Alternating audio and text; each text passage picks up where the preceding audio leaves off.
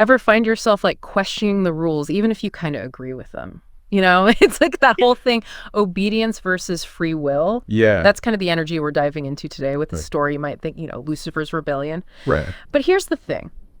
We're going beyond the typical like fallen angel thing. Okay. We're getting into like all the good stuff, the juicy psychological and philosophical bits. Yeah. And we're using this book called Lucifer versus Michael, The Untold Truth Behind Heaven's Most Devastating Battle, as our guide. I love that book. It's so good. Don't worry, we're not here to preach or anything. Right. Think of it more like we're dissecting a really good movie, unpacking like why the characters do what they do Right. and just asking what if. Yeah, totally.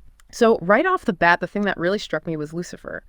He's not just this power-hungry villain. Right. He seems genuinely troubled by how he sees God's plan like unfolding, especially for us humans. Yeah. Or their whole free will thing. It is fascinating, right? It's like it taps into something I think all of us grapple with. Yeah. Just ideas of fairness and authority and where we draw the line. Yeah. I mean, think about like history's biggest rebellions. Yeah. They rarely start from like pure malice. Right. More often than not, it's a perceived injustice. Right. Oh, Like a disconnect between the people in charge and the people expected to follow. yeah, Lucifer's story just takes that tension to like a whole other cosmic level. totally. And the book doesn't shy away from the emotional side either. There's this one moment where Lucifer is like lamenting and he says, and this really stuck with me. He says, despite the brilliance of my creation, I am but a flickering shadow compared to the radiant light of God's love.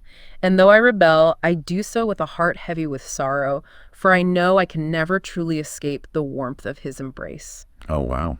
It's like, talk about complex. Yeah. It really makes you wonder, like, did he actually believe he was doing the right thing? Not just for himself, but for everyone in heaven. That's the question, isn't it? It's like this concept of noble intentions gone wrong, Right. which we see play out time and time again throughout history. Totally. Even with good intentions, our actions can have unforeseen and sadly disastrous consequences. Oh, absolutely. It's like that saying, the road to hell is paved with good intentions. And it makes me think, like, have you ever had a decision like that, listener, where you're like, no, this is the right thing. I'm doing this, and it just blows up in your face. Oh, yeah. And that brings us to the other side of the coin. Yeah.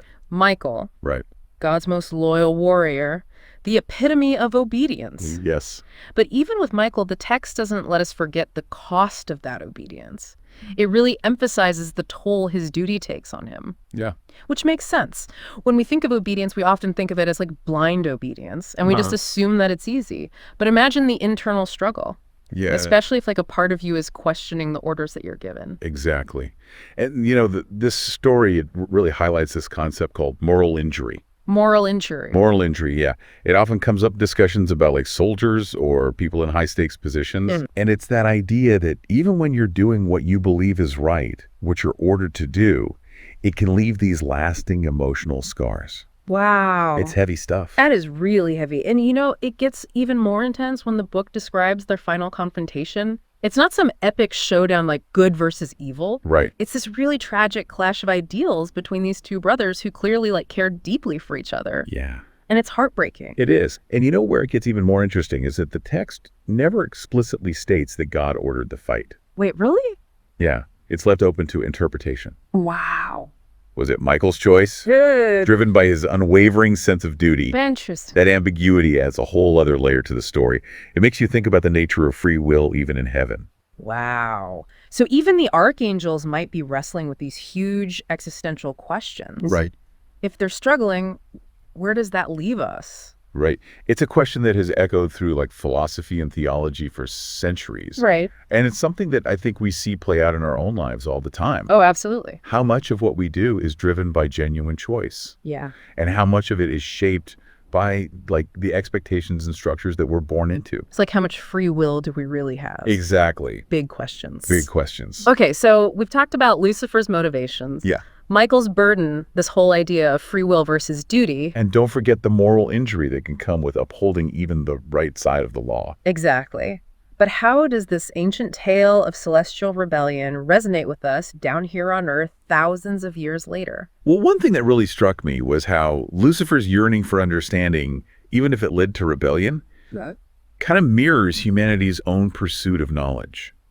Oh, tell me more about that. Okay, so Like, think about the scientific revolution. Okay. Copernicus, Galileo. Yeah. They challenged centuries of accepted dogma in the pursuit of truth. Right. And it's that same impulse to to seek knowledge beyond the readily available answers. Yeah. It's a defining part of what makes us human, wouldn't you say? Yeah, I would agree with that. And it makes you wonder if Lucifer's rebellion, as flawed as it was a necessary step in a way. Interesting. Did it somehow pave the way for humanity's own moral and intellectual evolution? It's a question worth pondering for sure. And it kind of leads us to what I think is like the most important takeaway from this whole deep dive. Okay. This story isn't about picking sides. Right. About labeling Lucifer as like purely evil or Michael as purely good. It's way more nuanced than that. Right. It's about recognizing the shades of gray within ourselves. Okay. Within all of us. Within all of us. Every choice, even those made with the best intentions, has a cost. Right.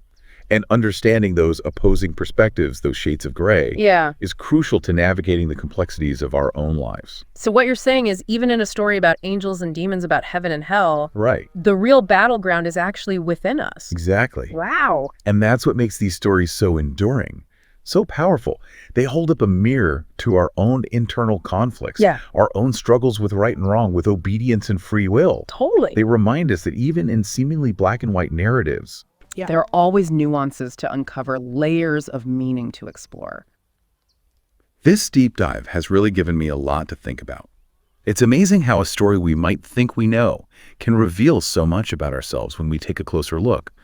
So to our listener, as you delve into this source material, we leave you with this question. What questions does this story raise for you? What uncomfortable truths does it reveal about your own relationship with authority, with your own sense of right and wrong? Maybe even with those times you thought you were doing the right thing, but things got a little messy. Thanks for joining us on this deep dive. We'll catch you next time.